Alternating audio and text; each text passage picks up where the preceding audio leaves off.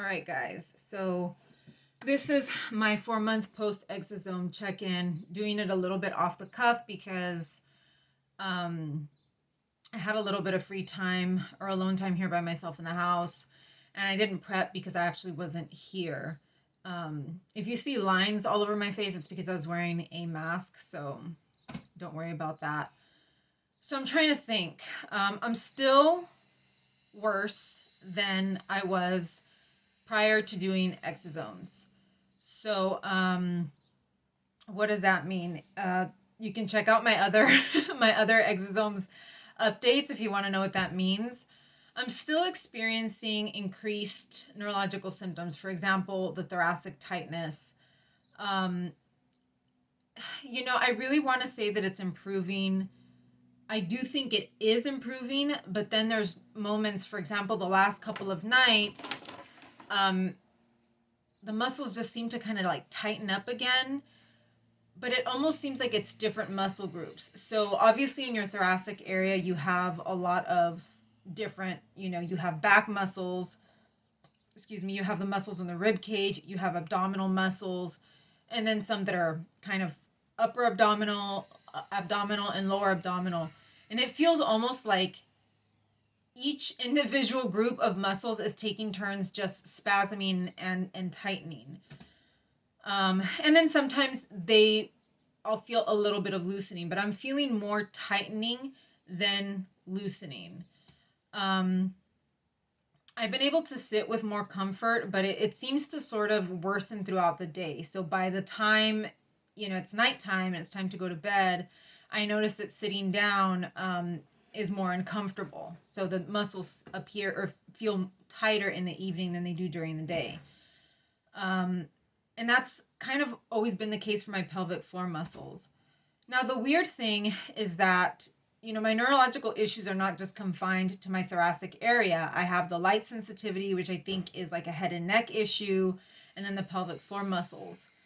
And those muscles, they will act up every now and then, but I don't feel the same severity of flaring as I have in the thoracic area. Obviously, the thoracic area is much larger. I'm guessing that's why I'm experiencing so much more discomfort there, because it's larger and there are more nerves.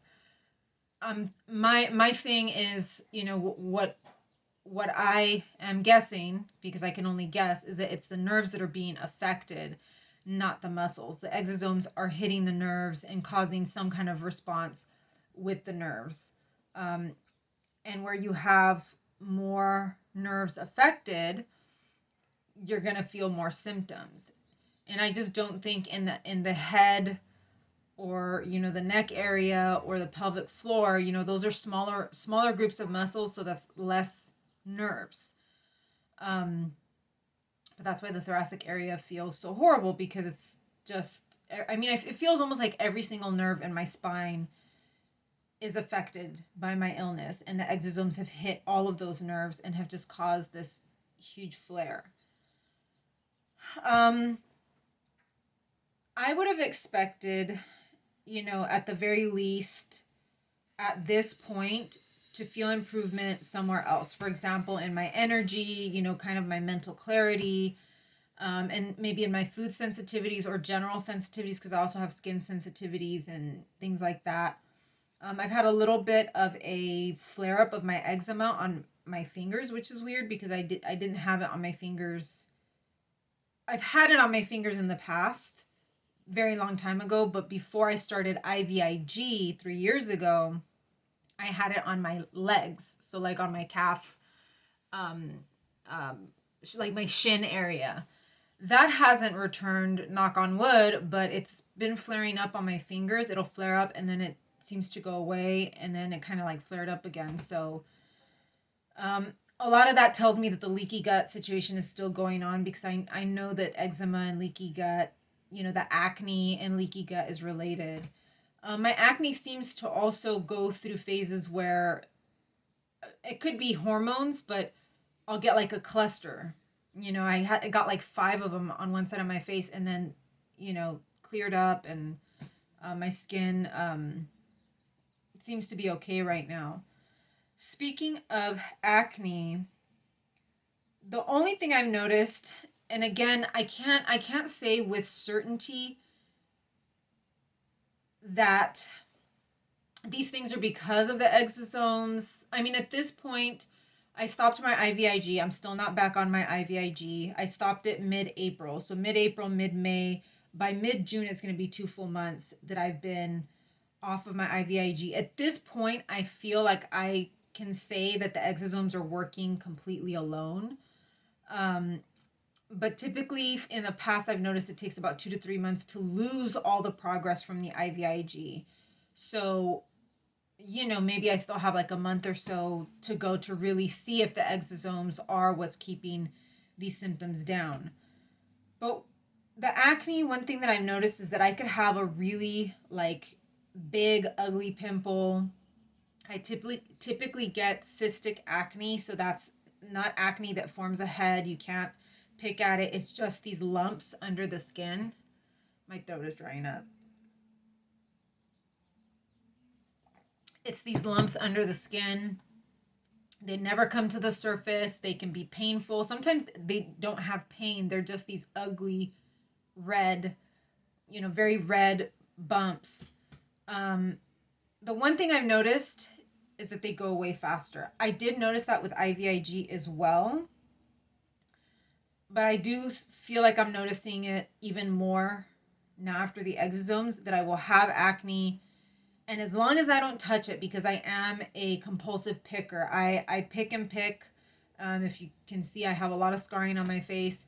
But I can't help but pick, especially if they're painful. And I've kind of just held myself back from doing that because I've noticed that they will go down very quickly by themselves. I remember having acne before exosomes, before IVIG, and I mean, a pimple would linger and linger for days and days. It would take a long time for it to go away. And if it was painful, that was even worse. And I did notice that it would take kind of a long time for it to just clear up. That's why I would always pick, because it was just always there, and it's like I want it to go away. And now I've noticed that if I just leave it alone, the swelling goes down a lot faster. So I'm assuming that has to do with inflammation. I also told you guys that I had a gum infection. I am prone to recurrent infections. I've had recurrent vaginal infections, recurrent intestinal infections, SIBO, SIFO. Then I had that gum infection. The gum infection cleared up on the left, and then something happened to the right side of my mouth, like the cheek area. I don't know if it was another infection, but it didn't feel like it. It was just like maybe like a sore or something. But I'm not noticing that I'm getting the recurrent infections. Knock on wood again. I suspected this week that I may be getting the intestinal infections again, because usually when I get the intestinal infections, I feel a lot of abdominal tension. But I think that's just the muscles. I think that's just my thoracic muscles. It can be really confusing. Abdominal muscle spasms, and intestinal muscle spasms can feel very similar. It can feel like kind of a knot in your stomach. And I was feeling that these last couple of days. So I've been taking something for, I take, if I think that I have like a SIBO or a SIFO, and if you don't know what that is, there will be videos. I think there's a video coming up where I talk about SIBO and SIFO. They're intestinal infections, or they're bacterial and fungal overgrowth in the intestines. I usually take caprylic acid in a few days. I can take maybe just one capsule a day, because I don't tolerate a lot of it. And typically after like 5 days, I do feel those symptoms go down. So I started taking that. And I can't really tell if it is helping. I kind of felt that it was, but then, sometimes I'm still getting the abdominal tension. So I think it is just a muscular thing. And my stomach does feel a bit better. I do sometimes have more of an appetite, or I'll feel hungry. But it kind of happens sporadically. It doesn't seem to be consistent. My sleep, it's the same thing. I will have several good days of sleep where I'll sleep 6 or more hours in a row, and then I'll have like several days where I'm having trouble sleeping or waking up. There was one day that it was just like every 2 hours. My sleep was not very heavy. I was just like, it was almost like I wasn't completely asleep the whole night. So things seem to be constantly up and down. The only thing that is constant is the neuromuscular issues. That is still worse than it was prior to the exosomes. My energy, I'm still using my oxygen every day. For those of you that don't know, I do use oxygen. I think there's a video that I uploaded called Game Changers, and I talk about my oxygen in that. I'm still using oxygen Monday through Friday. I have had some good days, like on the weekend, I typically won't wear it because I'm out and about.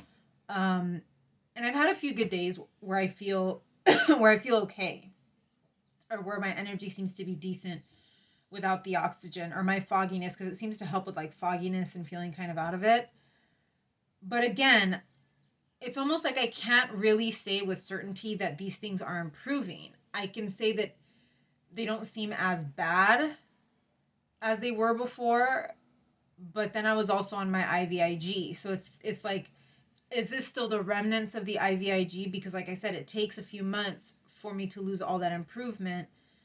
Or are the exosomes really helping? And my food sensitivities are still there. My skin sensitivities, like I just was trying like some new lipstick that I got, and I still feel that kind of discomfort, that sort of burning on my lips that I get with a lot of lipstick. And that's just a skin sensitivity. It's not that the lipstick is actually hurting me. It's just a sensitivity that I have.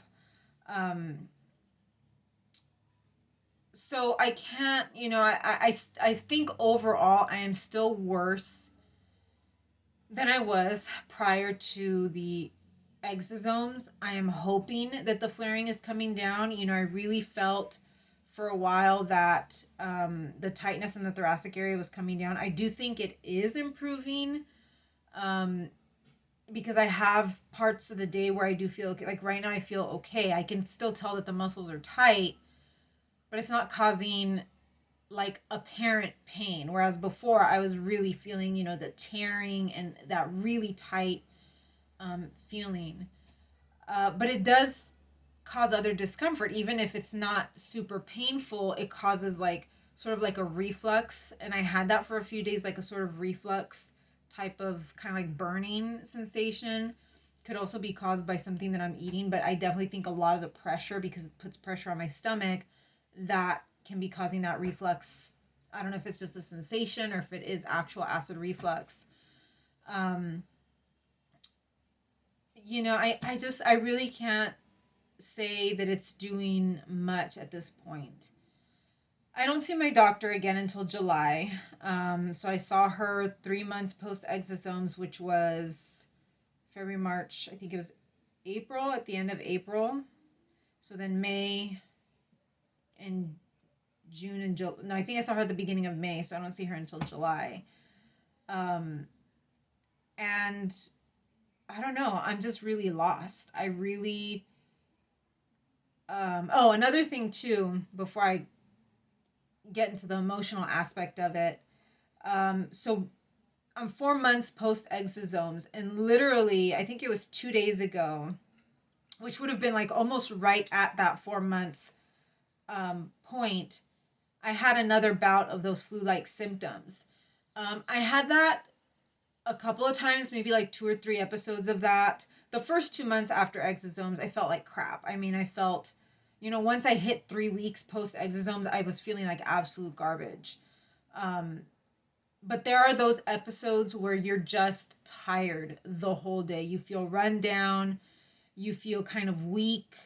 A couple days ago, I woke up feeling nauseous, but it's like, it's not a nausea of like my stomach is upset because I ate something, that I wasn't supposed to eat. It's more of I feel sick. I feel ill. Like I have some kind of like a flu or something. So I woke up with a nausea, feeling unwell, feeling tired, and I had slept well. That was the other weird thing, that I had actually slept really well. I feel like I slept like death I think I got like 7 consecutive hours of sleep, which is not really common with me. And the whole day, I was just like, I'm really tired. I felt kind of weak. I wasn't feeling super achy, but it's just that general, I am not feeling well. I don't feel right. And so I took the day off. I was like, I'm not going out for my walk. I'm not doing anything. I'm just going to lay down. I typically can't sleep during the day, but it was one of those things where I had to lay down. So I thought that was really interesting that I'm 4 months post exosomes and still experiencing flu-like symptoms, because I know from what I've read online, the little bit that I've been able to find, the flu-like symptoms happen within the first like couple of months or the first few weeks after the exosomes. You'll have, here and there, you'll have days of having light flu-like symptoms. And I'm 4 months out and I'm still having, I had another episode of that when I actually hadn't had an episode of that for a while, probably for more than a month. So I thought that was interesting, given that we're so far out from the exosome thing. I don't, part of me says it makes sense that it's been 4 months and we're still not seeing progress. I've been sick for 17 years.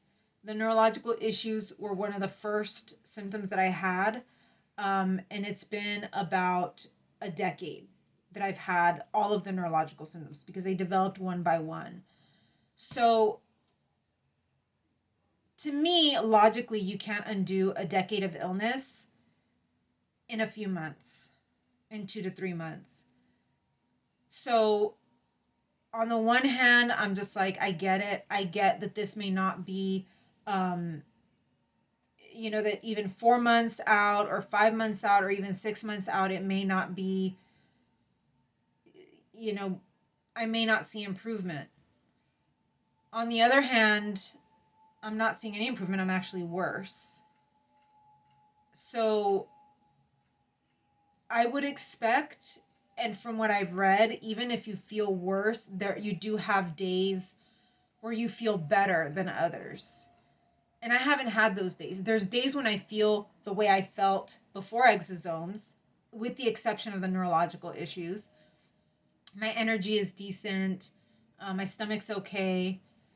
But I'm not having days where it's like, oh, I feel improvement today, or I feel better than I did today. I'm not seeing that. Even in my energy levels, even in my neurological issues, I'm grateful that not all of my neurological issues have gotten worse. It's confined to the rib. It seems mostly confined to the rib cage. I have had a few days where, I've developed a headache. I go to sleep and I still wake up with a headache. But as far as my light sensitivity and that kind of thing, it seems stable. My pelvic floor seems stable, because if it was reacting the way that my rib cage is reacting, I'd be the rib cage is bad enough. I'd be a lot more upset if all of it was just hitting me at once. Granted, they do sometimes take turns, but I'm disappointed, but at the same time, it's like, what do I expect after almost 18 years of illness? Had I done this, or had this treatment been available a year after or 5 years into my illness, it might be a different story, but you're talking about 18 years, and I don't know. It's like I do get upset. I was really upset last night. I've been upset for the last 2 days because I've not been feeling well. But also, it's not a miracle. There are no miracle cures. These illnesses, especially once they've gone on so long, are very difficult to help. So, really, what can I say? But I think that's about it. I really, I think a 1 month, check-in or a check-in every month is probably good enough, because day to day or week to week, I'm not noticing much. Over a month, I'm noticing some things, but again, still not noticing anything significant. I'm hoping that this helps a lot of you. I know that my experience is not, it's going to be very different. The dosage, I did talk about the dosage in another video. Check out the other videos in this playlist. The dosage is unheard of. I haven't, people keep telling me that dosage is crazy. So we're also, dealing with something that I haven't seen in anybody else that has done exosomes. I mean, 300 billion exosomes. This is an insane dosage, and I had no idea going into this. So that might be the reason why I'm feeling like garbage or why I'm flaring up so bad. So I can't say it wouldn't help you in your specific issue. All I can say that right now I'm 4 months post and I'm just not doing great. I'm not dying. I'm not in severe, horrific pain, but I'm not, I'm a bit worse than I was prior to the exosomes. Granted, I'm still functional. So that's what I've got for you guys. I'm going to upload this without editing it or without, messing with it too much. If I think of anything else, I'll come back. But I mean, I think that's it. I just, just off the top of my head, I really didn't organize anything because I really have nothing, no big news to report, to be quite honest. And I was like, I just got to sit down and, lay out the facts. So that's what I've got for you guys. Please like and subscribe, and I will see you in the next one.